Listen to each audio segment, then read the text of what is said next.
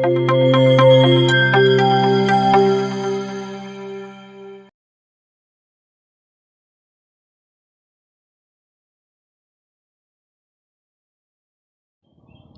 Diagnostic cure channel में आपका स्वागत है। आज हम यहाँ पे चर्चा कर रहे हैं फॉलिक एसिड के बारे में कि फॉलिक एसिड क्या होता है और मेनली प्रेगनेंसी में इसका क्या रोल होता है, इसकी क्या डोज होती है और इसको कैसे लेना होता है। सबसे पहले हम ये जान लेते हैं कि फॉलिक एसिड क्या होता है। फॉलिक एसिड एक प्रकार का विटामिन होता है जो एक सिंथेटिक फॉर्म होती है। एक्चुअल जो इसकी नेचुरल फॉर्म होती है उसको फोलेट बोला जाता है। फोलेट जो शब्द है वो लैटिन भाषा के फोलियम शब्द से आया है। फोलियम का मतलब होता है लीफ यानी पत्तियाँ, क्योंकि इसका जो नेचुरल सोर्स होता है वो पत्तेदार सब्जियां होती है, इसलिए इसको रिलेट किया गया है फोलियम से, फोलेट को। अब हम यहाँ पे ये डिस्कस करते हैं कि फॉलिक एसिड का क्या महत्व होता है, क्यों ये इम्पोर्टेंस होता है और क्या इम्पोर्टेंस होती है इसकी प्रेगनेंसी के अंदर। एक टर्म आती है neural tube defect. Neural tube defect generally गर्भवती महिलाओं के अंदर ये होती है और इसके अंदर फॉलिक एसिड का एक बहुत ही वाइटल रोल होता है। वो रोल समझने की हम यहाँ पे आज कोशिश करते हैं कि क्या रोल होता है और इस जो मेडिकल कंडीशन है इसको कैसे कम किया जा सकता है। न्यूरल ट्यूब डिफेक्ट जनरली जो गर्भवती महिलाएं होती हैं उनके फर्स्ट मंथ के अंदर ये प्रॉब्लम होती है। इसमें होता क्या है न्यूरल ट्यूब डिफेक्ट में? न्यूरल ट्यूब डिफेक्ट में जनरली जो न्यूरल ट्यूब्यूल्स होती है उनकी या तो प्रॉपर फॉर्मेशन नहीं हो पाती या वो प्रॉपर रूप से क्लोज नहीं हो पाती। अब इसमें दो कंडीशन आती है। अगर जो न्यूरल ट्यूब्स है वो स्पाइनल कॉर्ड वाले पोर्शन है वहाँ से लोअर पोर्शन पे प्रॉपर फॉर्म नहीं हो पाती तो उस कंडीशन को स्पाइना बिफिडा बोला जाता है। और अगर न्यूरल ट्यूब्स जो है वो ब्रेन वाला या अपना मस्तिष्क वाला पोर्शन है वहाँ पे प्रॉपर क्लोज नहीं हो पाती तो उस कंडीशन को एनेंसेफेली कहा जाता है। ये दोनों कंडीशन है, स्पाइना बिफिडा और एनेंसेफेली।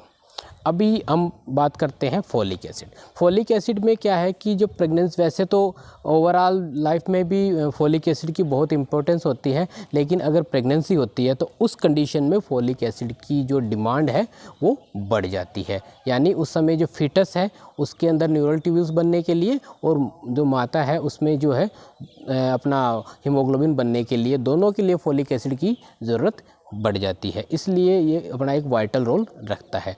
अभी हम यहाँ पे ये डिस्कस करते हैं कि जो फॉलिक एसिड है वो हम नेचुरल फॉर्म में ही क्यों नहीं यूज़ करें, क्यों हम फॉलिक एसिड की टैबलेट फॉर्म में या सप्लीमेंट फॉर्म में लें।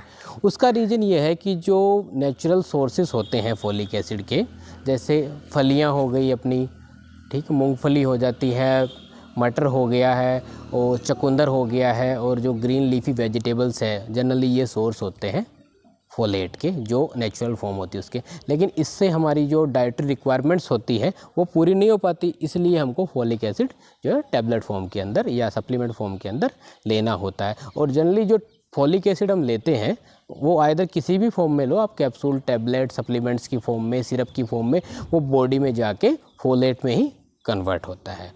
अब जो मेडिकल कंडीशन है इसमें न्यूरल ट्यूब डिफेक्ट, उसमें क्या है कि अगर आप प्रेगनेंसी के जनरली फर्स्ट मंथ के अंदर अगर फॉलिक एसिड की अमाउंट पूरा रखते हो, पूरे अमाउंट में अगर देते हो, तो उस कंडीशन के अंदर आप न्यूरल ट्यूब डिफेक्ट के चांसेस है वो 70% तक कम कर सकते हो। अभी अपन ये डिस्कस करते हैं कि फॉलिक एसिड में ऐसा क्या होता है कि जो न्यूरल ट्यूब डिफेक्ट है उसको वो कम कर देता है। उसका रीज़न है कि जो फॉलिक एसिड है वो न्यूक्लिक एसिड बनाने के लिए इंपॉर्टेंस होता है। और न्यूक्लिक एसिड जो है जब डीएनए रिप्लिकेशन होता है, जब न्यूरल ट्यूब्यूल्स फॉर्म होती है तो उस समय न्यूक्लिक एसिड की सप्लाई की ज़रूरत होती है। अगर हमारी बॉडी में उस समय फॉलिक एसिड होगा तो वो फॉलिक एसिड जो है वहाँ पे अधिक अमाउंट में न्यूक्लिक एसिड देगा, जिससे डीएनए रिप्लिकेशन प्रॉपर होगा। तो इस तरह अपन इस चीज़ जो फॉलिक एसिड को रिलेट करके देख सकते हैं न्यूरल ट्यूब डिफेक्ट से। अब यहाँ पर डिस्कस करते हैं इसकी डोज़ की, कि डोज इसकी वाइटल होती है। इसमें दो जनरली रीज़न होते हैं। एक तो क्या होता है कि जैसे जो महिलाएं कंसीव नहीं कर रही हैं और जो कंसीव करना चाहती है वो फॉलिक एसिड को जनरली 1 मंथ पहले से प्रारंभ कर सकती है। ठीक, 1 मंथ पहले से प्रारंभ करती है, तो उसको लगभग वो ड्यूरिंग प्रेगनेंसी 12 वीक यानी 3 महीने तक लगभग उसको लेके रखती है, लगातार कंटिन्यू करती है, क्योंकि हमें पता नहीं लगता कि हमारी प्रेगनेंसी कब हुई है। तो जैसे ही इमीडिएटली पता लगता है कि वो कंसीव कर गई है तो उसको फोलिक एसिड के स्टार्ट कर देना चाहिए, क्योंकि जो फोलिक एसिड है वो बहुत ज़रूरी होता है जनरली फर्स्ट मंथ के अंदर, क्योंकि न्यूरल ट्यूब्यूल की जो फॉर्मेशन होती है वो फर्स्ट मंथ के अंदर होती है और उसमें इसका बहुत ही वाइटल रोल होता है फोलिक एसिड की। अब डोज का डिस्कस कर लेते हैं। डोज इसकी जनरली जो होती है वो 400 mcg होती है।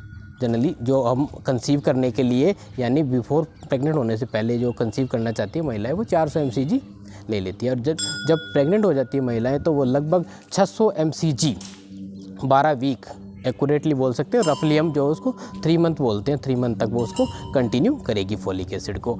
अभी इसकी डोज जो है वो अलग अलग है, डॉक्टर डिसाइड करेगा। कई बार कुछ कंडीशन में 5 mg तक की हमें फोलिक एसिड देना ज़रूरी हो जाता है। जैसे जिन महिलाओं के अंदर जैसे न्यूरल ट्यूब्यूल डिफेक्ट की पहले प्रॉब्लम हो रखी है या फैमिलियल हिस्ट्री है उसके अंदर न्यूरल ट्यूब्यूल डिफेक्ट की, उनके अंदर जिनको ART चल रही है मेडिसिन, उनमें जिनमें डायबिटीज़ की प्रॉब्लम है या जिनमें एपिलेप्सी की प्रॉब्लम है, इस प्रकार की जो महिलाएँ होती हैं उनके अंदर जो फोलिक एसिड की जो रिक्वायरमेंट नॉर्मल से ज़्यादा होती है तो उनको फोलिक एसिड ज़्यादा डोज के अंदर दिया जाता है।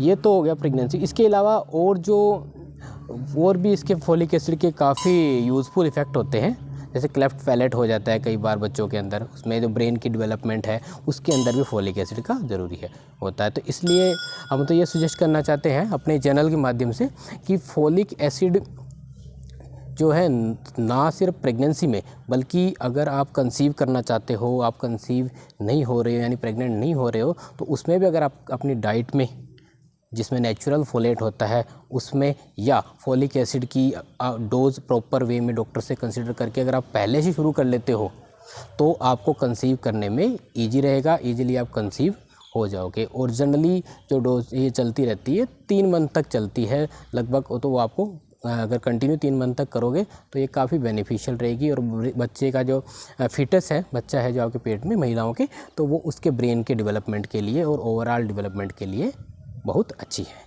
आज के लिए धन्यवाद।